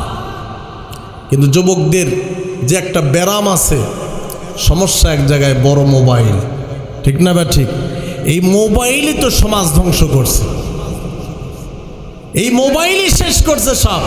খারাপ লাগতেছে? কারণ দেখেন আপনি খেয়াল করে, মোবাইলের কিন্তু ভালো দিকও আছে, খারাপ দিকও আছে, যে যেভাবে ব্যবহার করে। কিন্তু যুবক আর যুবতীরা ভালো দিকটা খুব কমই ব্যবহার করে, খারাপ দিকটাই বেশি।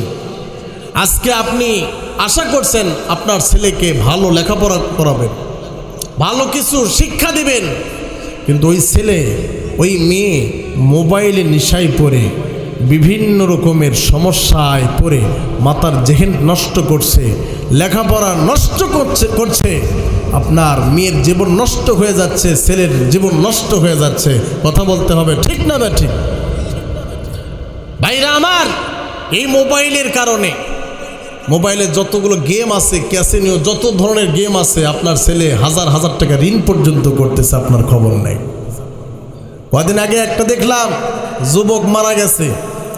মারা যাওয়ার সময় সব মানুষ বলল না খুব ভালো ছিল। 3 দিন পর শুনি 5 লক্ষ টাকা মোবাইলে গেম খেলে ওর ঋণী হয়ে আছে। কারো খবর ছিল না। কিভাবে জানা গেল? বাবার কাছে বলেনি, বড় ভাইয়ের কাছে বলেনি, মাঠ থেকে স্বাক্ষর নিছে। ওই শুকান কটের উপর টাকা পাওয়া যায়, আপনাদের এলাকায় পাওয়া যায় নাকি? 1 বিঘা জমি কিন্তু নাই, খোঁজ খবরও নাই। একে শুকান কট বলে। 2 লক্ষ, 1.5 লক্ষ, 1 লক্ষ টাকা নেই। বাপও জানে না, ভাইয়েরাও জানে না। মা এখন করবে কি? বুদ্ধি নেয়, তাছাড়া তো সন্তান মারা যাবে। আমি স্বাক্ষর দিয়েছে। এরকম করতে করতে পরে দেখা গেল 5 লক্ষ টাকা ঋণ করছে। মারহাবা কন? হ্যাঁ হ্যাঁ, এই তো অবস্থা। আফসোস, আজকে আমার সন্তান, আপনার মেয়ে নষ্ট হয়ে যাচ্ছে শুধু মোবাইলের কারণে। দিবেন না তো 5 দিন না খেয়ে থাকবে, আপনার বাড়িতেও থাকবে না। সমস্যা কোন জায়গায় দেখেন। এখন বাপ মায়ের একটা ছেলে, আদরের সন্তান, এখন মা খালি ফুসলায়, দাও না টাকা দাও, ছেলেকে মেরে ফেলে দেবা। এখন বাবা যদি একটু করা হয়, মায়ের ফুসলে নিতে ও নরম হয়ে গেছে, দিয়ে দিছে। এখন সব কিছু নষ্ট, লেখাপড়াও শেষ। দেখবেন কয়েকদিন পর একটা বান্ধবী সাথে করে বাড়িতে নিয়ে ঢুকিচ্ছে। এই জন্য একজন বলছেন, জামানা মোবাইলে খাইছে, জামানা মোবাইলে খাইছে। ঠিক না ঠিক? অল্প বয়সের পোলা মাইয়া প্রেমে জড়াইছে, জামানা মোবাইলে খাইছে, জামানা মোবাইলে খাইছে, জামানা মোবাইলে খাইছে, জামানা মোবাইলে খাইছে। অল্প বয়সের পোলা মাইয়া ফ্রি ফায়ার খেলে সুপা ডাবাইছে, জামানা মোবাইলে খাইছে, জামানা মোবাইলে খাইছে। রেডিও থুইয়া ট্যাব এলো, ট্যাব থুইয়া টিভি, টিভি থুইয়া মোবাইল আসলো, যা খুশি তা পাবি। ঠিক না বা ঠিক? রেডিও থুইয়া ট্যাব এলো, ট্যাব থুইয়া টিভি, টিভি থুইয়া মোবাইল আসলো, যা খুশি তা পাবি। টিভির পর্দায় যাহা আছে, মোবাইলে তা আছে। আরো কত আজে বাজে ভিডিও দেখতাছে, আরো কত আজে বাজে ছবি দেখতাছে, আরো কত আজে বাজে জিনিস দেখতাছে। ওই সমস্ত জিনিস দেখা, ওই সমস্ত জিনিস দেখা নিশায় মেতেছে, জামানা মোবাইলে খাইছে, জামানা মোবাইলে খাইছে, জামানা মোবাইলে খাইছে, জামানা মোবাইলে খাইছে। ঠিক না বা ঠিক? আরেকটা সমস্যা কোন জায়গায় জানেন? মুরব্বী মানুষ যারা আছেন, বাটন ফোন দিলে কিন্তু কোনটা টিপ দেওয়া লাগে এখনো পর্যন্ত বহু মুরব্বী পারে না। নাতি জিজ্ঞেস করে, দাদা রে তোমার সন্তান ফোন দিয়েছে, কথা বলো। এখন মুরব্বী ফোন হাতে নিছে, নেওয়ার পর এখন ভাবে লালদার টিপ দেবো না সবুজটার দেবো। এই করতে করতে লালদার টিপ মারা, কানত দিয়ে কয় হ্যালো হ্যালো, নাতিক ডাক দিয়ে কয় কিরে টিপ তো দিছি, কথা হয় না। আমার ভাইরা কিন্তু ছোট্ট ছোট্ট বাচ্চা দেখবেন 1 বছর বয়স হয়ে গেছে, 15 মাস বয়স চলে, 20 মাস বয়স চলে, ওই ছোট্ট ছোট্ট বাচ্চা বাটন ফোন তো হাতত নিবেই না, টাচ ফোন সব কিছু মোটামুটি টিপ্পার শিখছে, কথা বলতে হবে ঠিক না ব্যাটিক। বাচ্চা আবার জেদ ধরেছে, মা এখন চিন্তা করেছে হয়তো ক্ষুধা লাগছে দুধ খাবে, কিন্তু যখন মা সন্তানকে নিয়ে স্তনে মুখটা লাগায়া দিছে, সন্তান কান্দন থামে না, ভাবছে হয়তো চকলেট খাবে, চকলেট দিছে কান্দন থামে না। এ আমার বন্ধুগণ, ললিপপ কিনে দিছে কিন্তু কান্দন বন্ধ হয় না। কেবলমাত্র যখন বড় মোবাইলটা হাতের ভিতরে দিছে, আমার বন্ধুগণ ছোট্ট বাচ্চা সাথ সাথ কান্দন ভালো হয়ে গেছে। কি জিনিস আছে ওর ভিতরে রে, আয় হায় হায় হায়, খালি মুটু পাতলো দেখে ছোট ছোট বাচ্চারে চোখ নষ্ট, ওদের যেখানে নষ্ট করতেছেন, ঠিক না ব্যাটিক জোরে বলেন ভাই।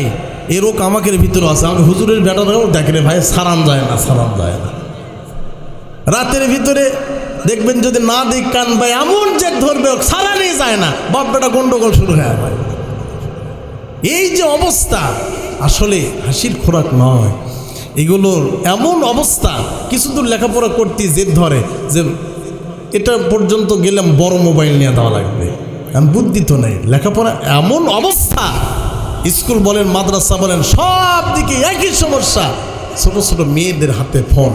এই ফোনে কি করছে, প্রেম প্রীতি করে সব কিছু নষ্ট করে আজকে সব পরিবার ধ্বংস হয়ে যাচ্ছে, ঠিক না ব্যাটিক জোরে বলেন।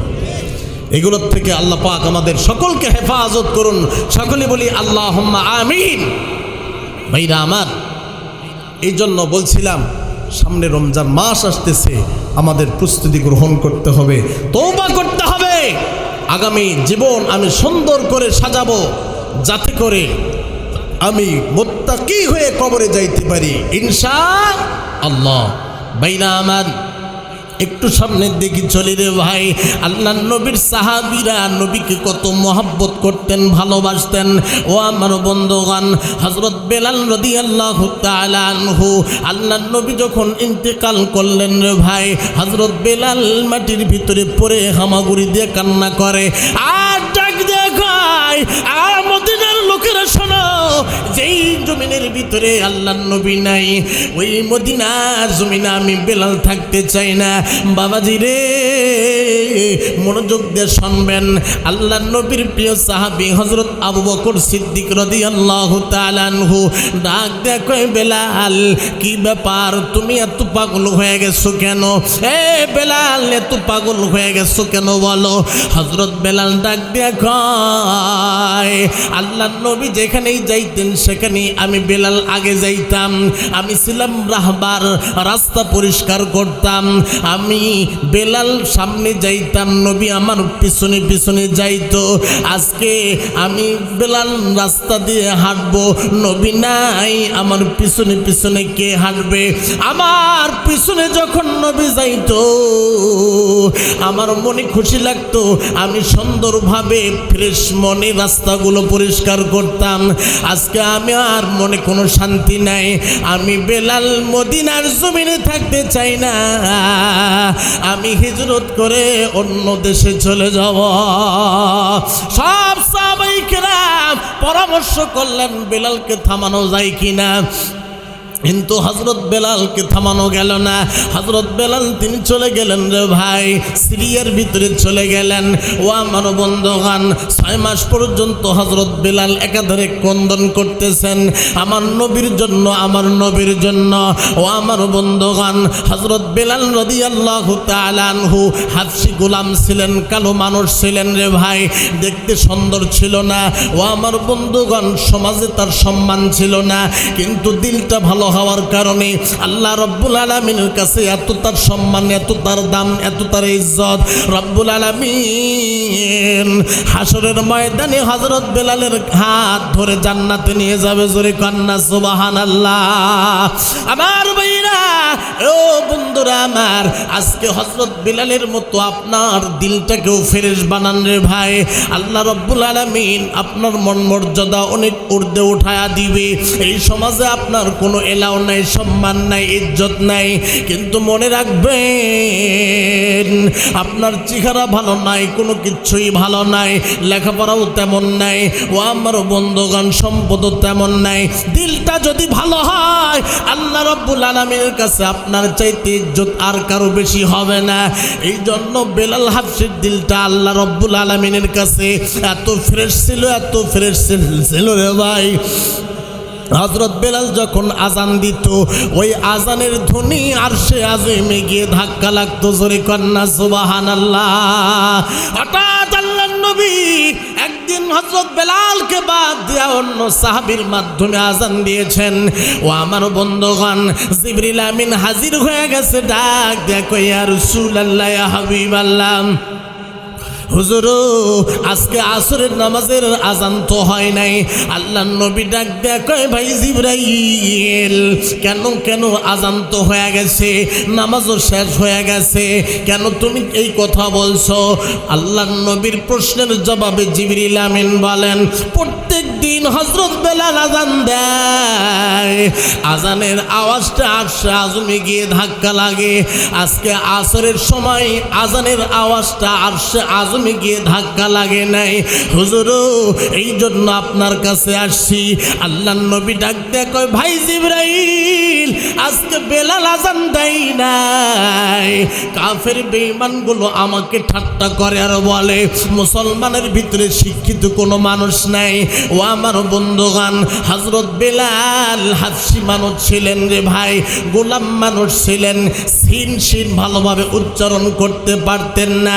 এই জন্য ভালো একজন শিক্ষিত মানুষের মাধ্যমে আজান দেওয়াইছি। কেন আজকের আওয়াজ কি আরশে আযম পর্যন্ত পৌঁছে নাই?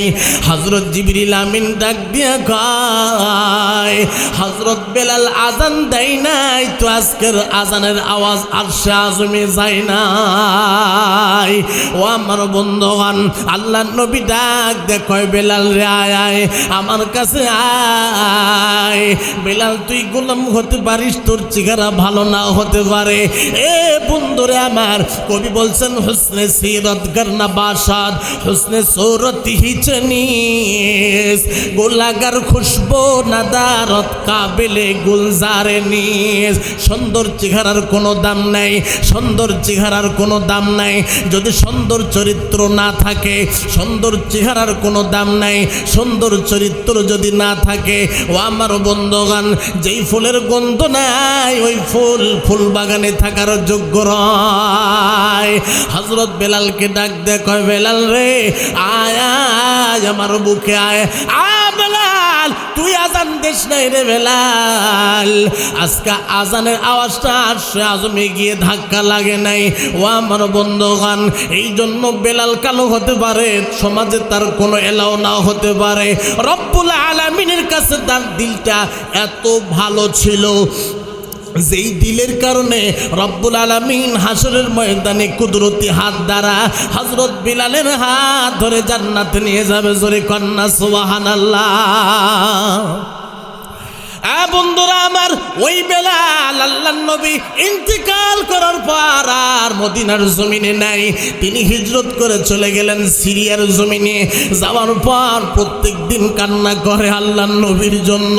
আহারে, মদিনার জমিনে থাকছি, আল্লাহর নবীর সামনে থাকছি, আমি বেলাল আজান দিয়েছি, কিছুক্ষণ পরে নবী আমার নামাজের জন্য সামনে দাঁড়িয়ে গিয়েছে।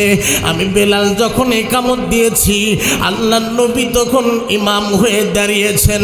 আমি বেলাল এত শান্তি পেয়েছি, এত শান্তি পেয়েছি। আজকে আমার নবী নাই, সেই মদিনার জমিনে আমি বেলাল থাকতে চাই না। ও আমার ভাইরা, 6 মাস পর আল্লাহর নবী মুহাম্মদ আরবি সাল্লাল্লাহু আলাইহি ওয়াসাল্লাম স্বপ্নে যোগে বেলালের সাথে সাক্ষাৎ করেছেন। ডাক দেয়া কয়, বেলাল, আজ থেকে 6 মাস হয়ে গেল রে বেলাল, মদিনার জমিন ছাড়ছিস রে বেলাল। বেলাল, একটাবার কি তোর মন আমার জন্য কাঁদে নাই? এরে বেলাল, বেলাল, মদিনার মাটি সারিয়া কেমনে তুই সিরিয়ার মাটিতে আসিস রে বেলাল? তাড়াতাড়ি করে আয়, আমার রওজা মুবারকে এসে একটা বার মোহাব্বতের সালাম জানা। ও আমার ভাইরা, স্বপ্ন দেখার পর হযরত বেলাল আর ঠিক থাকতে পারলেন না, পাগলের মতো দৌড় দিলেন সিরিয়ার থেকে মদিনায় আসার জন্য। ও আমার ভাইরা, আস্তে আস্তে তাহাজ্জুদের মুহূর্ত হয়ে গেল। তাহাজ্জুদের নামাজ আদায় করার পর আল্লাহর নবীর রওজা মুবারকের পাশে বসে গেলেন, আর চোখের পানি ছাড়ি দিলেন, আর ক্রন্দন করলেন, আর বললেন, হুজুর আপনার দরবারে হাজির হয়েছে হুজুর। বেলাল ক্রন্দন করে আর ডাক দিয়া কয়, ইয়া রাসূলুল্লাহ, ইয়া হাবিবাল্লাহ, আপনার জন্য আমার মনটা বড় ব্যাকুল হয়ে গেছে হুজুর। আপনি মদিনার জমিনে নাই বিদায় আমিও হিজরত করে চলে গেছি। নবী মুহাম্মদুর রাসূলুল্লাহ সাল্লাল্লাহু আলাইহি ওয়াসাল্লাম ডাক দিয়া কয়, বেলাল রে আয়, আজকে ফজরের নামাজের আজান মসজিদ নববীর ভিতরে তুই তাড়াতাড়ি করে দিয়ে দে। ও আমার বন্ধুগণ, হযরত বেলাল আর আজান দিতে চায় না, ডাক দিয়ে কয়, ইয়া রাসূলুল্লাহ, ইয়া হাবিবাল্লাহ, হুজুর আমি ফজরের যদি আজান দেই তাহলে ইমাম কে হবে হুজুর আপনি বলেন। আল্লাহর নবী ডাক দিয়া কয়, যারে বেলাল যা, আজান দিয়ে দিয়ে ইমাম আমার বন্ধু আবু বকর হবে। জোরে কন্যা আল্লাহু আকবার। বেলাল শোনে না, ডাক দেখায়, হুজুর আমি আজান দিব, ইমাম আপনাকে হওয়া লাগবে। হুজুর আপনি ইমাম হবেন কিনা? আল্লাহর নবী ডাক দিয়ে কয়, বেলাল যাও যাও আজান দাও। এ বেলাল আজান দাও, আমার বন্ধু ইমাম হইয়া নামাজ পড়াবে। জোরে কন্যা সুবহানাল্লাহ। ভাইরা আমার, এই কিছুক্ষণের ভিতরেই যখন একটু আলো হয়ে গেছে, তখন কয়েকজন সাহাবী হাজির হয়ে গেছে। সর্বপ্রথম আসলেন হযরত আবু বকর সিদ্দিক রাদিয়াল্লাহু তাআলা আনহু। আসার পরে ডাক দে কই, বেলাল কি ব্যাপার? 6 মাস পর্যন্ত মদিনার জমিনে তুমি ছিলে না, 6 মাস পর তুমি হাজির হয়ে গেছো। বেলাল আজকে মসজিদের নববীর ভিতরে তুমি আজান দাও। বেলাল ডাক দে কয়, না আমি আজান দিতে চাই না, আজানের পর আমার নবী ইমাম হবে না, তো ইমাম হবে না আমি আজানও দিব না। আবু বকর জেদ করে, কিন্তু বেলাল শোনে না। ও আমার ভাইরা, আবু বকর সিদ্দিক রাদিয়াল্লাহু তাআলা আনহু সালমান ফারসিকে ডাক দেয়, কয়, সালমান রে তুমি একটু বলো আজান দেয় কিনা? সালমান ফারসি ডাক দেয়, কয়, বেলাল তুমি একটু আজান দাও না। হযরত বেলাল ডাক দেয়, কয়, না আমি আজান দিব না। সালমান ফারসি ডাক দেয়, কয়, হুজুর একটা বুদ্ধি আছে, আল্লাহর নবীর 2 জন নাতি হাসান হোসাইনকে ডাকতে হবে। ওই 2 জন যদি বলে তাদের জন্য হয়তো আজান দিতে পারে। হাসান হোসাইন যখন চলে আসছে, আসার পর আবু বকর ডাক দিয়া কয়, বেলাল রে ওই যে নবীর নাতি হাসান হোসাইন আসছে, ওনাদের কারণে তুমি একটু আজান দাও না। বন্ধুরে, হযরত বেলাল হাসান হোসাইনকে দেখা মাত্রই পাগলের মতো দৌড় দিলেন। যাওয়ার পর একবার তার চেহারাটা হাসানের বুকের সাথে লাগালেন, আরেকবার হযরত হোসাইনের বুকের সাথে লাগাইলেন। লাগানোর সাথে সাথে চোখের পানি ছেড়ে দিলেন, আর ডাক দিয়ে কয়, হাসান হোসাইন আমার ভালোবাসার মানুষ আজকে মদিনার জমিনে নাই, এই জন্য তো আজান দিতে চাই না, কিন্তু তোমাদের 2 ভাইয়ের চেহারার ভিতরে নবীর চেহারার ছাপ আছে। তোমরা 2 ভাই যদি বলো তাহলে বেলাল আমি আজান দিব। হাসান হোসাইন ডাক দিয়ে কয়, বেলাল যাও, দেরি করিও না, আজকে ফজরের নামাজের আজান দিয়ে দাও। হযরত বেলাল যখন আজান দিয়ে দেয় রে বাবা, মদিনার ছোট্ট ছোট্ট বাচ্চারা পর্যন্ত মাকে ডাক দিয়ে কয়, মা রে আজকে 6 মাস হয়ে গেল হযরত বেলালের কণ্ঠে আওয়াজ শুনি নাই। মা 6 মাস হয়ে গেল মসজিদ মসজিদে নববীতে হযরত বেলাল আজান দেয় নাই। আজকে 6 মাস পর মসজিদে নববীর ভিতরে হযরত বেলাল আজান দিয়েছে রে মা। চলো যাই, বুঝি রহমাতুল লিল আলামিন মদিনার জমিনে আসছে। ও আমার ভাইরা, এই জন্য কিছু কিছু মানুষের চেহারা দেখলে আল্লাহ এবং আল্লাহর রসুলের কথা স্মরণ করে যায়।